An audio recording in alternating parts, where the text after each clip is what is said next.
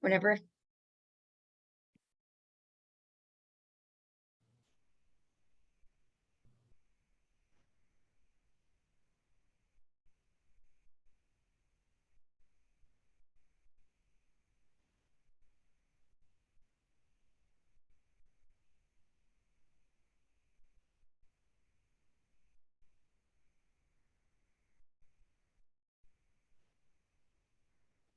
Well, it's 12 o'clock noon, so we'll get started.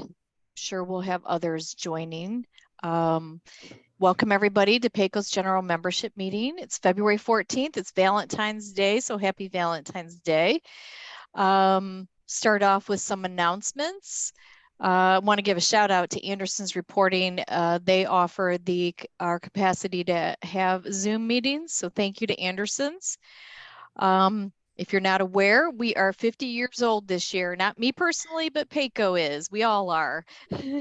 We're celebrating our 50th anniversary this year, so keep an eye out for different events and things happening. So I got a laundry list of announcements, so that's good because we have a lot going on.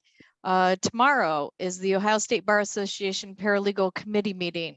If you haven't registered and want to attend, you can go to the calendar and there's a link there. February 15th is also the National Capital Area Paralegal Association, who's offering a CLE.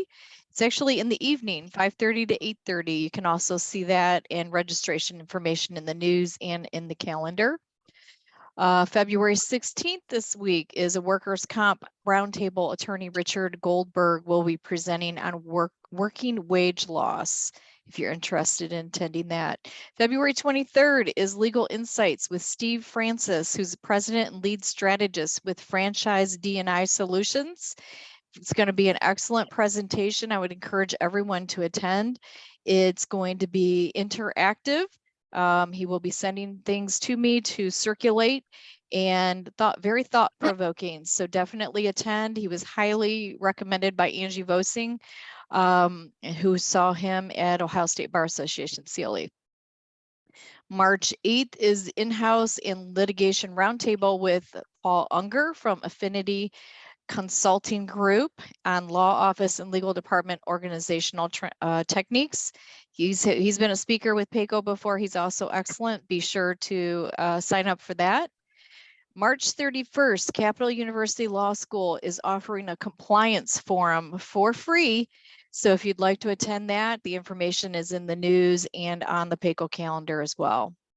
May 15th is Paralegal Day celebration, so definitely put a hold on your calendar for that. It will be in the evening starting at 5:30.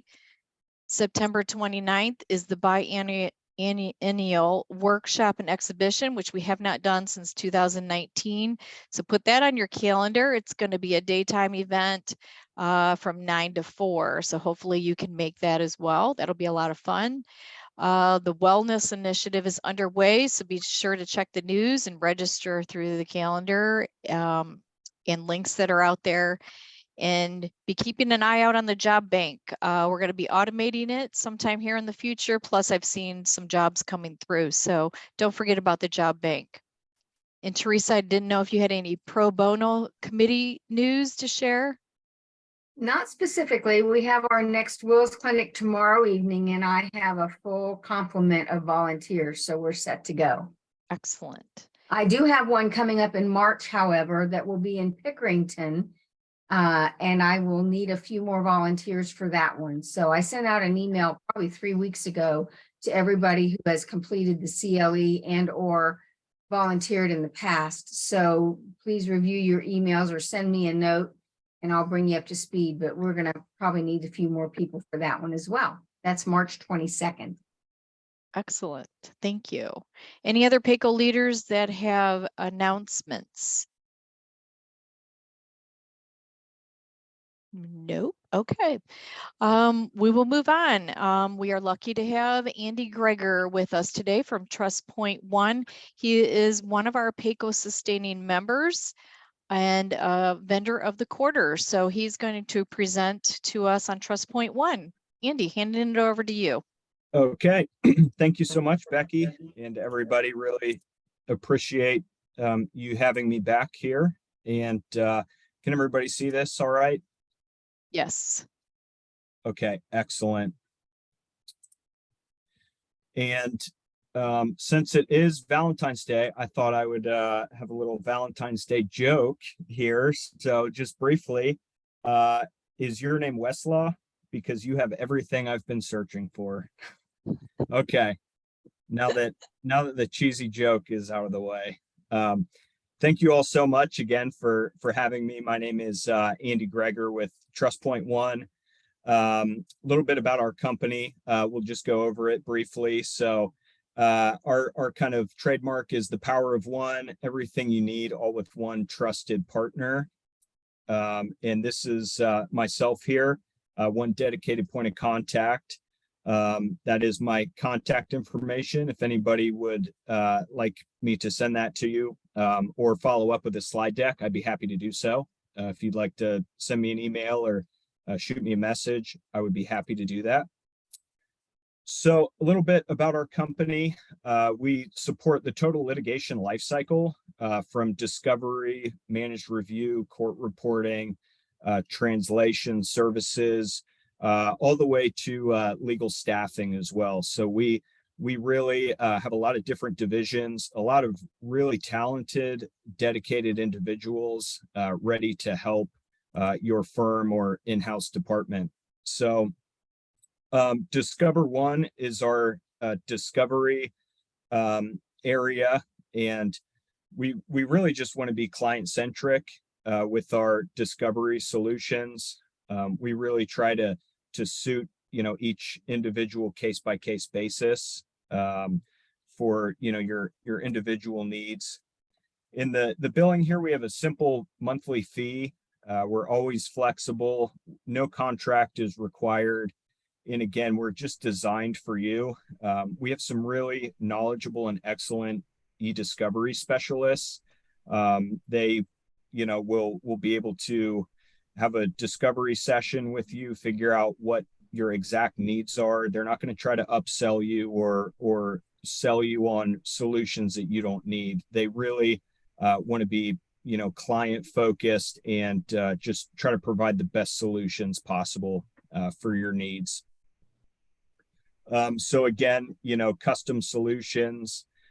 We use Relativity as our platform, and again, we just try to be as flexible as possible. You can use a little or use a lot. It's totally up to you and the project managers on how you will set up your e-discovery solutions. So if anybody has any e-discovery projects, we would be happy to get to work on those as well.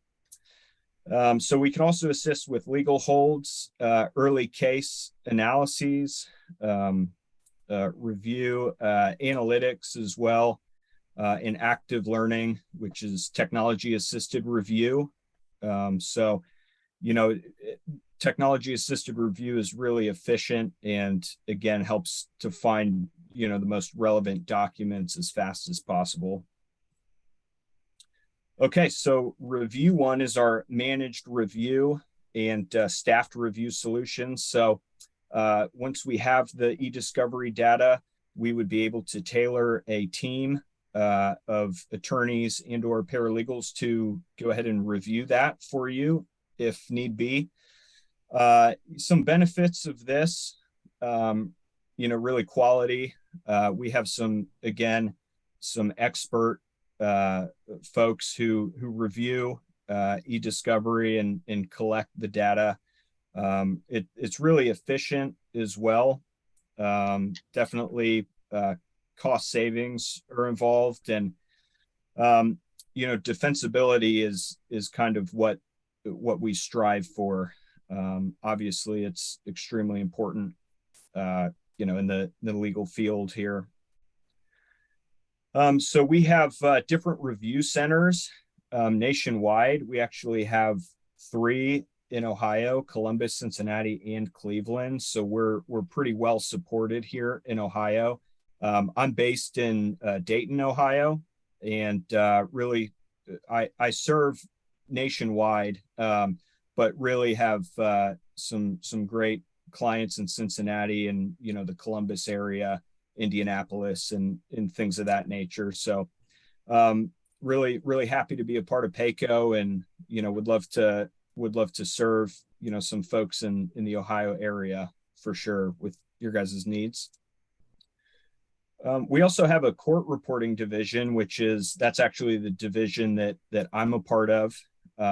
We have about 5,000 plus reporters nationwide. So we are a nationwide court reporting firm. So if you guys have any needs, out of state, in state, remote, in person, we can help really with all of that. And we really, our reporters, we really choose them based on their accuracy. And we also pride ourselves on timely responses with our transcripts. Obviously, accurate transcripts and timely delivery is really the main two aspects that we really focus on with regard to court reporting. We can also do deposition summaries as well. That may be helpful for some of our in-house clients here. As you can see, associates could cost up to $2,500 for a deposition summary. An outside counsel's paralegal could be $1,500. We could do it for, a fraction of the cost. So that could really help with some cost savings for our in-house clients. We also have a translations division and legal staffing. A lot of our translation work, we help corporations translate different documents for the areas in which they serve. That's a large part of our translations business. In legal staffing too, we have some really expert folks in that division as well. So if your firm is looking for, paralegals, attorneys, definitely keep us in mind. So again, legal translations, we pride ourselves in having in-depth experience, and our support, we really just feel is top-notch. And again, for legal staffing, we can do contract staffing or permanent placements. And we're really seeing a shortage of talent. I think a lot of markets and a lot of different, areas are, but especially in the legal field, we're seeing, a great shortage, and especially paralegals, people retiring, and nobody available to take over. So if you have any needs, feel free to reach out. We would love to assist you in, finding some talent. And again, our business, customer support is really the cornerstone. All of my clients, I, provide my cell phone number to. I'm available via text, phone number. Really just customer support is really what our business is all about. And I really take pride in that. So, okay, so that wraps it up. Any questions from anybody? There is one in the chat, Andy. Do you provide ASL translators? ASL translators. I would have to follow up with our translation department. I do not know, honestly, off the top of my head, but I would be happy, Angie, to follow up with our translation department, and I will get an answer for you ASAP.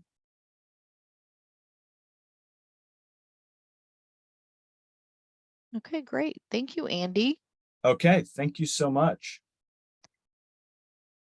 I will go ahead and introduce Mindi at this time. Mindi is one of our very own PAYCO members, and she's our social media website. I don't know, Mindi, I think you wear every hat. I'm trying to trim my hats. With PAYCO. She is an administrative and paralegal support director.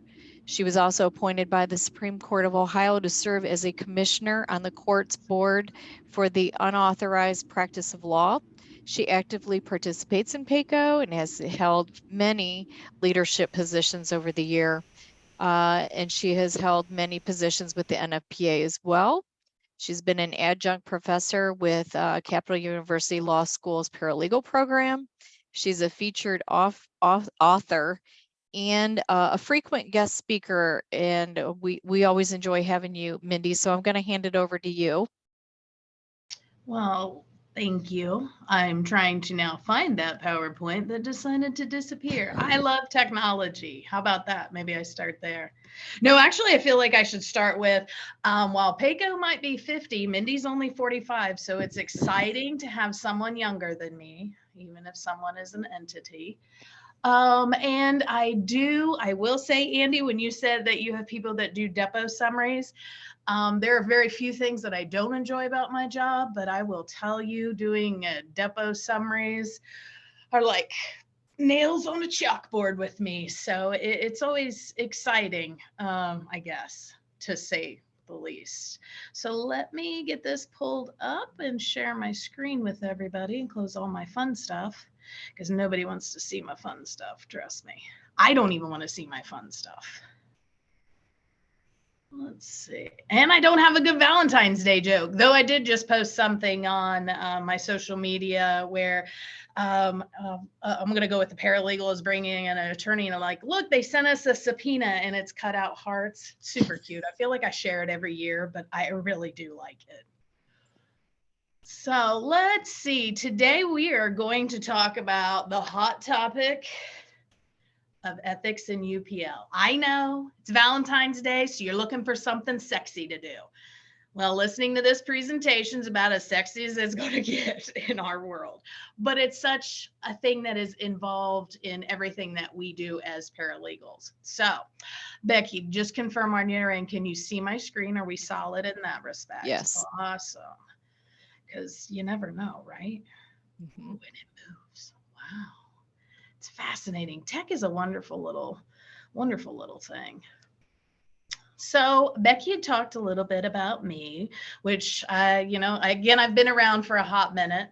My husband always makes fun of my collection of initials because I do like to use them behind my name, because I worked very hard for those bad boys. So we should absolutely promote those and share those with everyone. Becky talked about my many roles in life. I am trying to shave back all those different hats with PACO because, you get into one role, which leads to another role, which leads to another role. And then you're in really, really, really, really deep. So, like I said, today's presentation, super sexy. I don't think I could say that enough.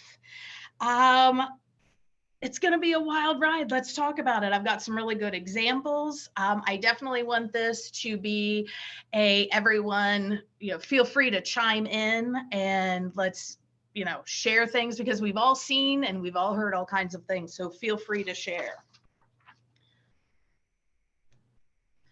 So talking about legal ethics defined, I'm going to give you some formal definitions. Legal ethics is a term used to describe a code of conduct governing proper professional behavior, which establishes the nature of obligations owed to individuals and to society. I have one more. Legal ethics is a branch of applied ethics having to do with the study and application of what is right and wrong, good and bad in the practice of law. So let's talk about this. I've been in this field for a hot minute, or we won't say too many things, but where does that foundation of what I often say is, at the end of the day, I need to know that I am an ethical human being, meaning I can lay my head down on my pillow every night and know that my billing example is absolutely accurate. It is not inflated. I do not upbill, anything like that. That's something that I hear about from paralegals. So let's talk a little bit about where my ethics come from. This is my family. It's my mom, and then my brother and sister, and then my dad, and my brother and sister again. So I think about, what does ethics mean to me? where does that come from with me? And to me, it's one of those things where you're doing what is right, no matter if someone's looking or they're not looking. And it's those things that I think back to childhood, and I act as though the way I was raised. I was raised on a working hog farm, so I knew the ethics and the importance of work and being an ethical worker when it came to caring for animals at a very young age, and that's just slowly transitioned to adulthood. And again, knowing whatever I do at the end of the day, I can lay my head on my pillow and know that I did a good job and I did what was right. I own my actions. Anybody who knows me, I have a little sign that says we'll go with actions for this presentation to keep it PG. But if I do make a mistake, I will absolutely be the first one to raise my hand, take the accountability, because that's, again, how I was raised. And you think about ethics and, knowing what is right and wrong. Part of that definition discussed knowing what is right and wrong. You have that gut instinct. We all do. So you just have to listen to it. So I attended this fabulous, I can't say enough, this great presentation at our convention in Cleveland for NFPA back in October. Hard to believe I'm talking about October and it's February. But I pulled some of her information for this particular slide on ethical issues for paralegals, because I found it absolutely fascinating, because there were just different things you don't think about. And the conflicts of interest, there's boilerplate ones that we've all heard: confidentiality, the whole elevator. Good Lord, don't have conversations in an elevator about pending cases. The answering of legal questions. I will tell you that I've been a paralegal for a very long time. I've had the same dad the whole time, but he will still sometimes ask me questions that perhaps he should not, because I'm not, number one, his lawyer, and number two, not a lawyer in general. So it's thinking of those different scenarios and those things that happen, because I don't know many paralegals who haven't run into that particular situation where we have someone saying, well, I have this, and just fill in the blank, because we get that kind of stuff a lot. So let's dive into these a little bit. Confidentiality. There are a lot of things that you start thinking about.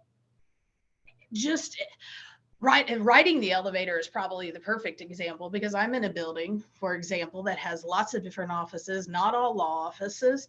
I'm in the SIRS building, so I have a lot of school employee retirement people, building security, everyone's in our elevators.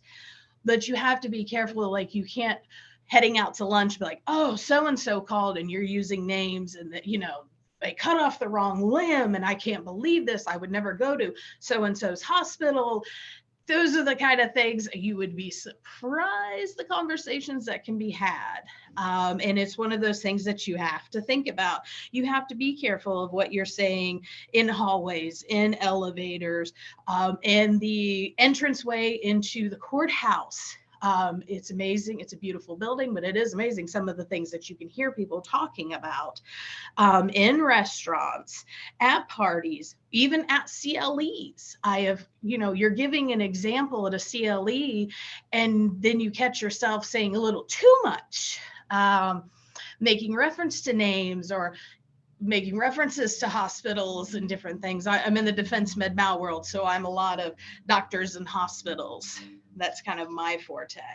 And one of the other things in that particular presentation, she talked about remote work, which since the pandemic, we have all in one way, shape, or form have been possibly in a remote situation.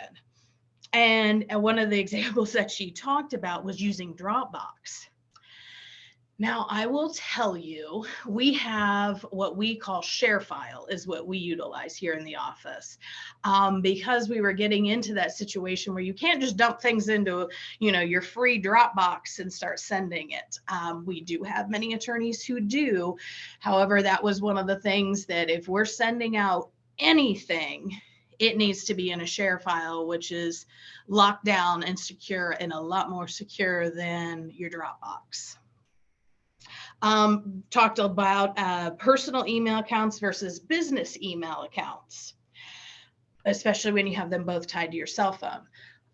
Those things pop up when you're replying to emails. It's so easy to hit the button just accidentally, and it drops down to it's sending from another email account. For example, I have my Hotmail. Yes, I know that probably dates me. And I have a Gmail, and I have my polling all attached to my phone. I have done that where I've accidentally, for some reason, hit it, and it says that it's coming from my Hotmail, which means people start replying to the Hotmail because they're hitting that reply all. So it's those things to be aware of for that confidentiality piece when it comes to remote working. And then, of course, we have the USBs. The USBs that sometimes I feel may grow legs and walk, although they're mostly in people's pockets, and that's how they walk. But it was one of those things with remote work is when you're taking work home, because our plan at the time of COVID, we were only coming in once or twice a week. So people were taking things home on the USB drive they pulled out of their desk, plugged in, and took things home. On their way home, they could have stopped at the grocery store or anywhere else. What happens if you lose that USB? Did you have it encrypted? Was it locked down? Or are we potentially having an issue with confidential information floating out in the atmosphere? So those are some of the things that she had talked about in that presentation. And like I said, I do reference it down in my sources. It was a really, really good CLE. Absolutely. Then, of course, we have social media. What part of our world does social media not touch? I feel like it touches everything. So it's looking at do you have a personal or a professional social media account?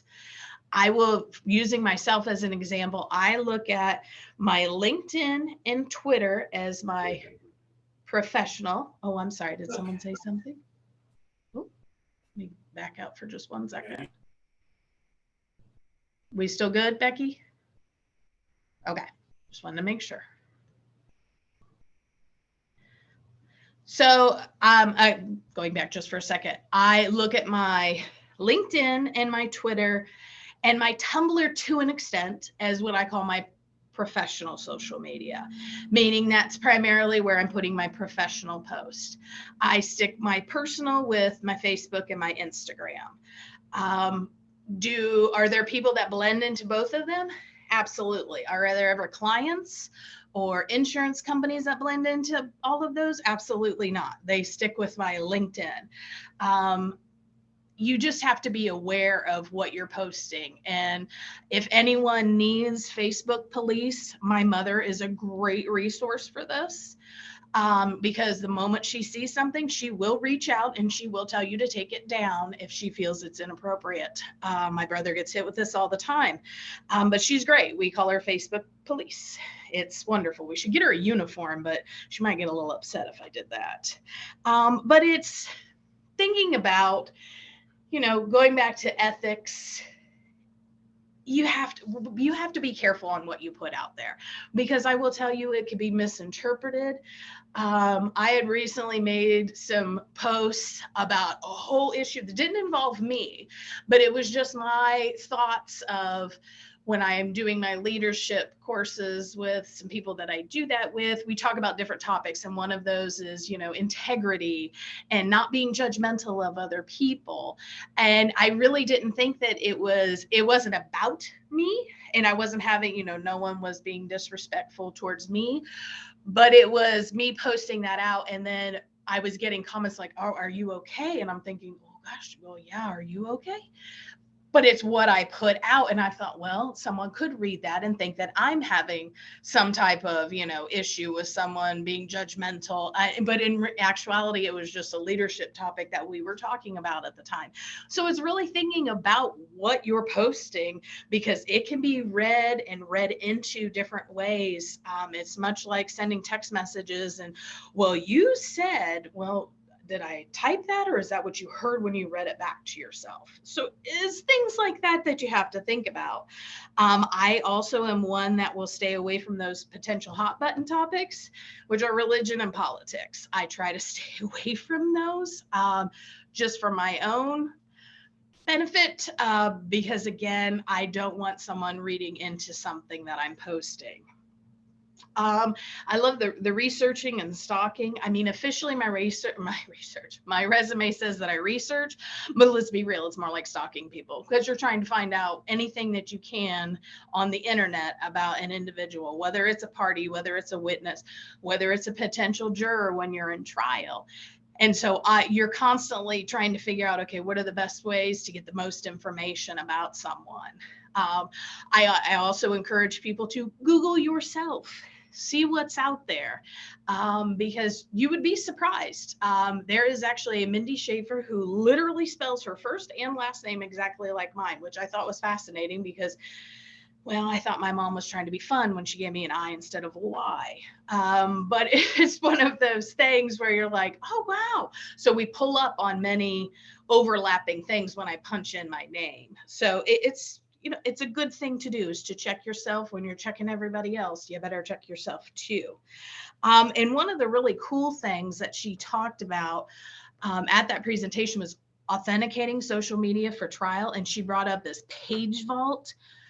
I have no idea exactly how much it costs. It looks really snazzy, so I'm sure it's probably not cheap, but it looked really, really cool. So let me flip to that slide. And this is just a screenshot that I had pulled down, because there are many times I will go and we'll be on Facebook looking for people. I don't have a fake account. I search it under my name, whatever pops up that's publicly available. That's what we're able to save down. But when you do try to save it down, sometimes it gets wonky, blank pages, a million different things can go wrong. And then it just looks sloppy. But this page vault was really cool. Again, I'm not sure what the cost is on this, but usually the cool things are not the cheap things. That's probably just a scenario of life. Document production. Redacting. I will tell you, I remember one of my first redaction projects. Actually, I think I have some of that. Hold on. I have like tips and tricks and all kinds of fun things in this drawer. This stuff, whiteout tape. Fascinating little stuff, except when you're doing it and you don't completely get the information. Being able to do it electronically, it's so much cleaner. It looks so much nicer. So whoever invented that, I do shout out for electronic redaction, because it's fantastic. But she talked a lot about, you know, redacting all that information, the date of birth, the social security number, the address, all of those kind of things. But then you also have to think about when you have a case that has protective orders or client policies and procedures, you have to think and know what you need to be redacting based on what you're looking at the time. A good example of something we run into in the defense med mal world is we have to produce our deck pages. We have to make sure. We could have an entire deck page that lists Smith Clinic, and then here are all the individual doctors that are covered. Well, of those individual doctors, we only represent one or two. Well, we don't want to give away everyone's insurance information and who's covered, so we have to go through and redact out all the non-parties to that particular matter. So that's just one of those things that our client has a very particular policy. We have some that honestly, I think they would let anything rip. But we have kind of taken it upon ourselves to make sure that we're taking out like the premium information. I often think back on what my premium information looks like for my cars, and the premium information for a med mal policy is way different. It's way different.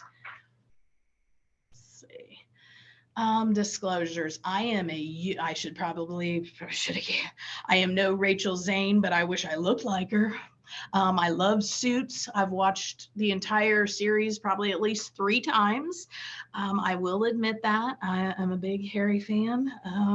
Well, either one, but when we were talking about disclosures and giving out privileged information, at the time I was working on this presentation, initially when I was doing it for NIPA, which is Paralegal Association that is with us with NFPA. At the time, they were talking about Alex Jones, the lawyer who's taking the fifth during the Sandy Hook hearing, where there was all kinds of improper disclosures of confidential records. It was kind of just a real hot button at the time, where they had just essentially let these medical records of some of the relatives of some of the Sandy Hook victims, which is just such a tragedy in and of itself, but to add on to, here's some information just floating out in the world to see. It's such it's an awful situation. But then I started, at the time, I was also, again, probably for the third or fourth time, watching Suits. I highly recommend it. It was interesting how the character Rachel, who's played by Meghan Markle, if anybody does not know that, there were times in which she would refer to herself as a paralegal, an associate, or a law student, or a law clerk, all at varying times. So I always found that to be very interesting, that we really weren't disclosing who we were. Granted, it was fictitious. But I remember picking up on it because I was working on this, because I had just been through the NFPA CLE. And I remember thinking, wow, she's all over the map on identifying herself. She calls herself different things at different times. I always thought it was interesting. She would refer to herself as an associate, and that was before she even actually got into law school, let alone got out of law school. So those are those proper disclosures of making sure everybody knows who everybody is, right? I clarify that many times. I actually had a client call, it was yesterday, and she asked me specifically, okay, so again, what is your role in this team? And I was very specific and detailed. This is the attorney. I am the paralegal. This is what I do. I assist. We also have a nurse paralegal who does this piece, just trying to make her familiar with who her team was for this new case that we're handling. Again, watch Suits. It's fabulous. Oh, mistakes. Own them. Everybody makes mistakes. It's not if a mistake's going to happen, it's when a mistake is going to happen. We're not perfect. I have yet to meet a perfect human being, maybe Bradley Cooper, but I don't know. But I think about this, it's owning that, not trying to cover that up, but just owning it and fixing it and making sure that it doesn't happen again. My protocol always is I am immediately going to own it. I'm immediately going to alert someone, which would be whoever the attorney is on that particular matter. And I immediately come up with a plan to make sure that I don't mess it up again, because I need to learn from it, just like everyone else, to ensure that I don't do it again. Mistakes repeated are just bad. It's bad. So it's funny because I'm looking at my notes and I put Mindy's mistake management plan. I love that it's so official in my head. But I put own your stuff. Wink, wink. My sign says something else. I love my own notes. Again, it's alerting all of the attorneys. I go a step further and I would also notify our owner, because if poo-poo is going to hit the fan, he is likely going to hear about it from someone. So I always have felt that it's best that he just hears it straight from the horse's mouth. This is what I did. This is what I'm going to do to make sure I don't do it again. I think you have to be humble and apologize. That's just being human. That's being appropriate. Again, that's going back to how I was raised. If you mess up, you own it, you apologize, you fix. I think those are the biggest things to come from it. But making no excuses, you just can't. Excuses it's just not good. I don't know. Let's own it, fix it, plan for it never to happen again. Those usually are the mistakes that you are thinking in your head, like, wow, I will never do that again because I remember that scenario exactly the way it happened. Client interactions. This was one of the, also part of that ethics CLE that I went to, that things that you start to think about. And alcohol is one of those things where The perception might be that, you've only had one drink, but what if you've had three? Well, what if the client's only seen the one drink? Does that give them a perception of you? I try very, very hard.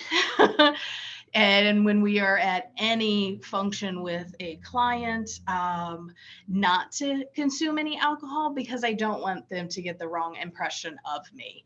I'd like to say that I can handle my alcohol. However, we all have that one day where we don't. So I try to avoid that. But it's one of those things that you think about the ethics behind it, because it really is. And dealing with difficult clients, we've all had them. They get upset about something and they call in screaming like a crazy person. And it's how you need to deal with those to stay calm. Obviously, you cannot in turn respond to them, because yelling at them is not going to make anything better. So her recommendation was stay calm, be firm and non-controlling in your response, and inform others, i.e. the case attorney, for example. And I thought those were really good words, because I'm like, well, yes, be firm and non-controlling. Let them have their stage, but don't let them walk on you. That's how I kind of took it. And again, off the clock behavior with clients, you got to be really careful, because you could do something or say something, an off-color joke, and it could be taken the wrong way. So that is actually the end of the ethics piece. So before we start into our UPL section of all of this, do we have any questions? Anybody have any stories? Because it's always good, we learn best by example, right? Things that we've been through to be like, well, there was this one time. I mean, I love things that start up this one time. Anybody have anything they'd love to share with the group? I got one for you, Mindy. Oh, hey, Garth, how you doing? Pretty good.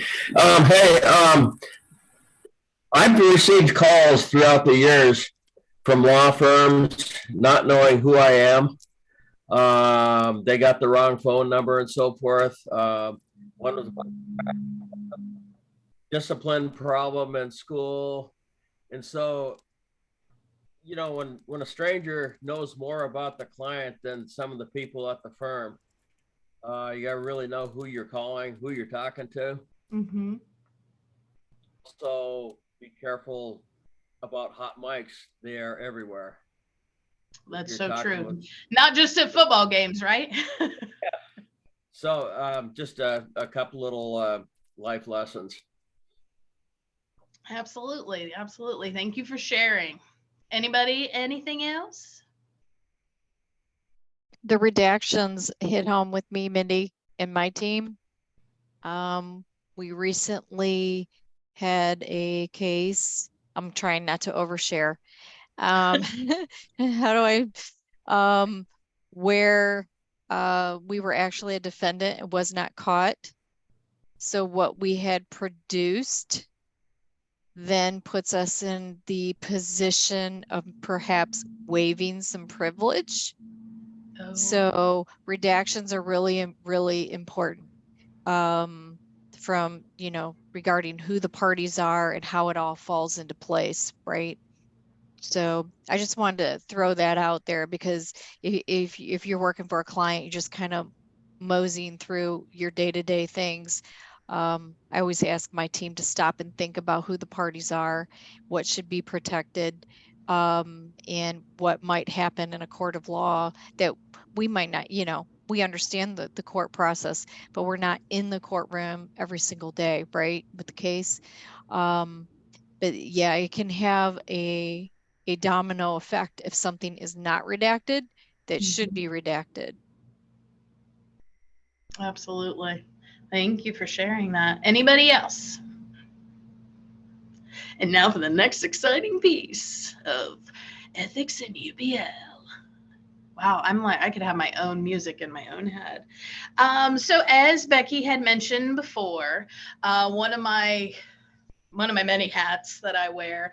And one that is probably, I will say, and I've told people this before, it's probably the biggest honor that I feel I've ever been given in my paralegal career, was to be asked to be a part of the UPL board with the Supreme Court of Ohio.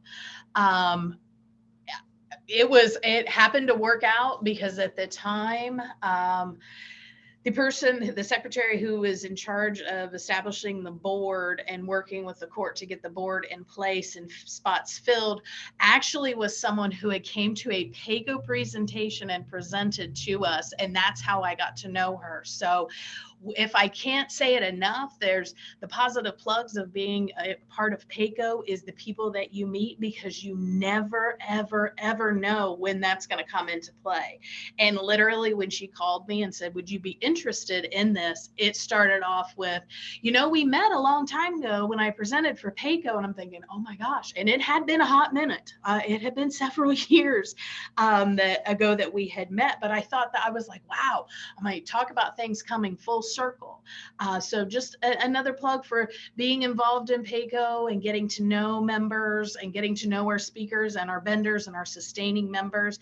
You never know when that's going to come into play. And like I said, this is probably, I'm pretty sure, again, I love my dad, but when I told him I was explaining this, he's like, so you're going to be on the Supreme Court of Ohio? And I'm pretty ssure his mind was going to, like, I was going to be wearing a robe and behind, the red curtain behind me, and, bless his heart.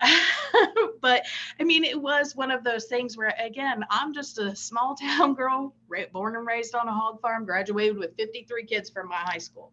We all knew everybody. So these kind of things, and to be able to share that, it was a big deal back where I'm from, to be a part of this and have my name associated with the Supreme Court. So, keep those contacts in play. You never know.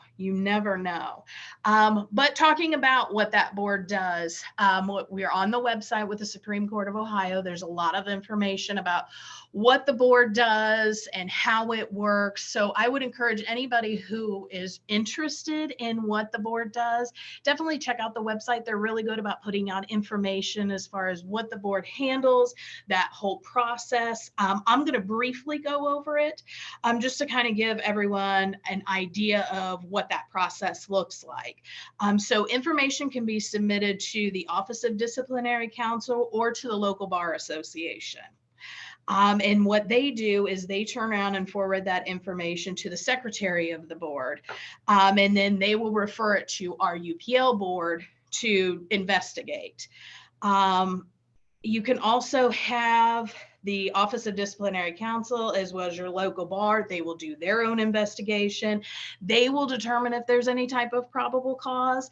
And then ultimately what happens is a complaint is filed with the UPL board. Then it's very similar to a legal case, at least how I compare it based on my experience. There's a complaint filed, there's an answer filed. We can have stipulations. I love my hand gestures of stipulations. There could be a potential hearing, or the action could be dismissed. So there are lots of different avenues, but they very much take these things very seriously to ensure that we don't have these wild cases of UPL happening. And it's not just paralegals. It's not just paralegals.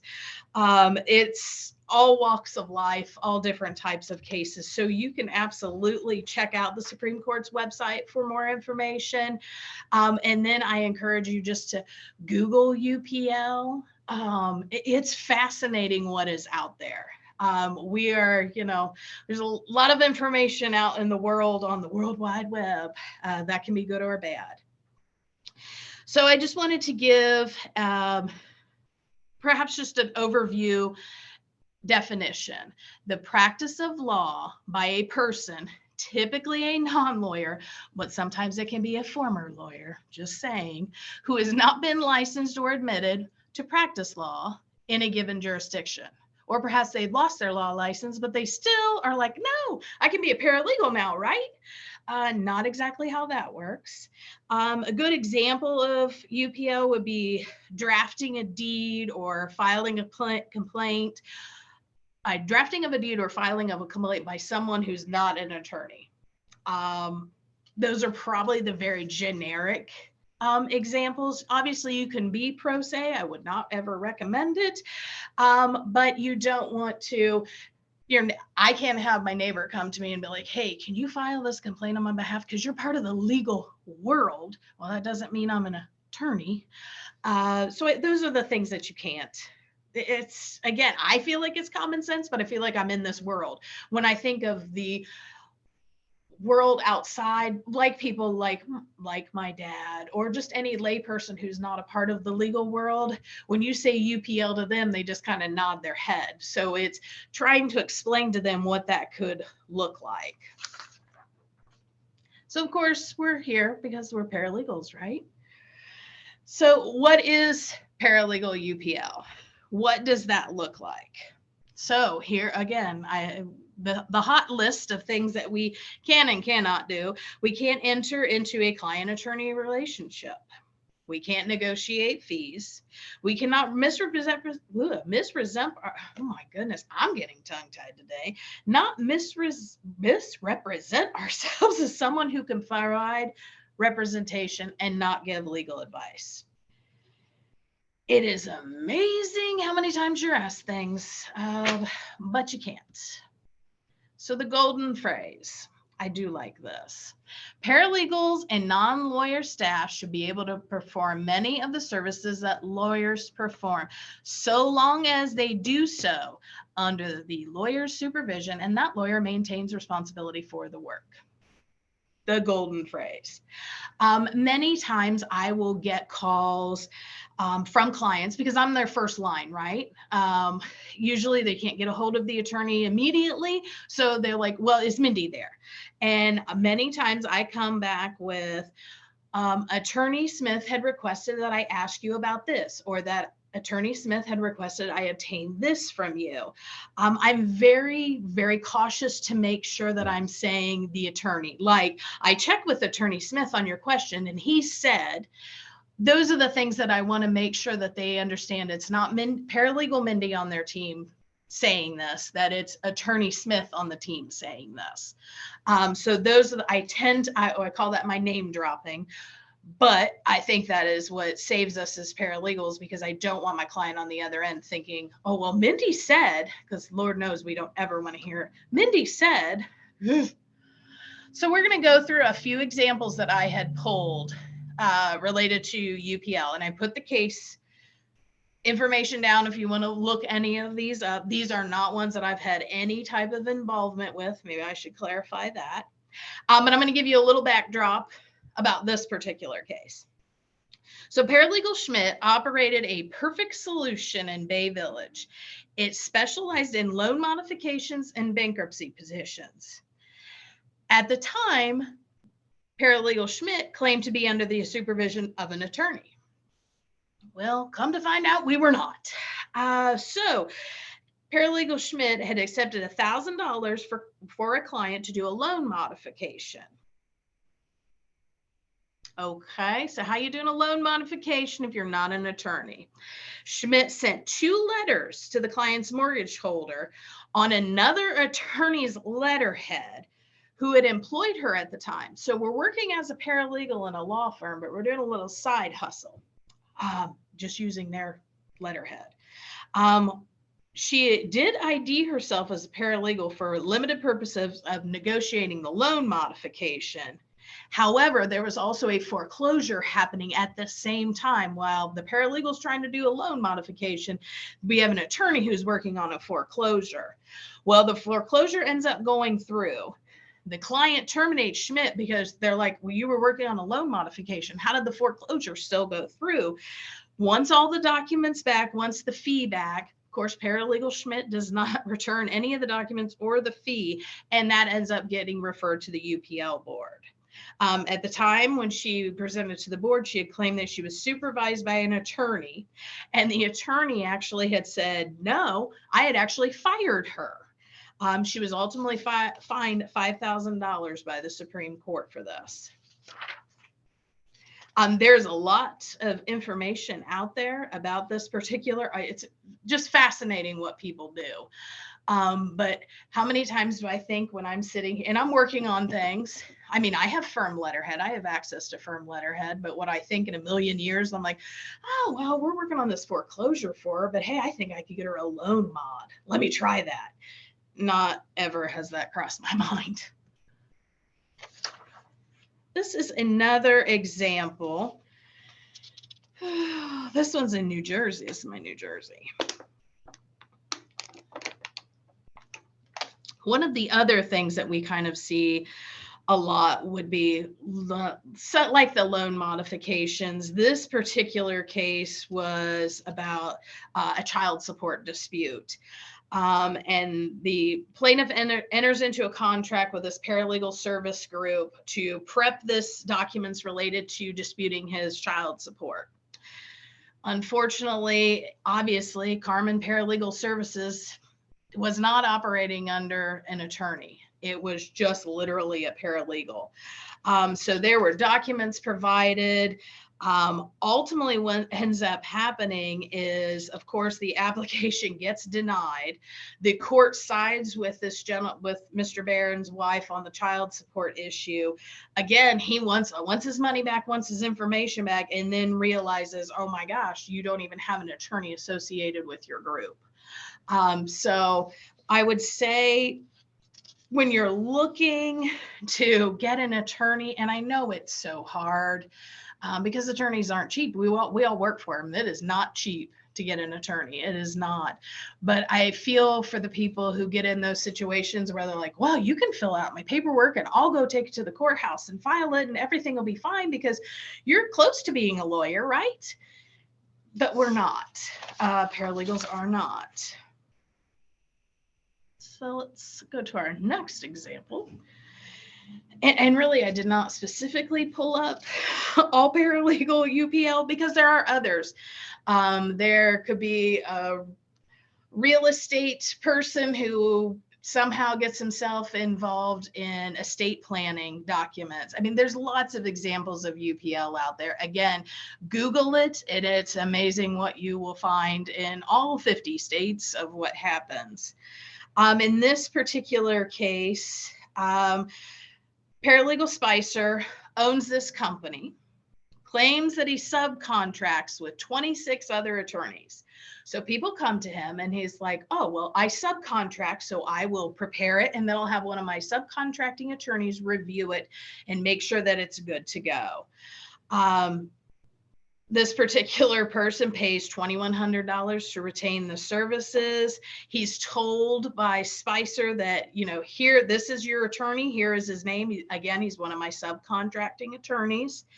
Agrees to prepare all these paperwork. And this was another one that was related to estate planning documents. But Spicer fails to prepare all the appropriate documents, then stops communicating with the client, won't refund the money.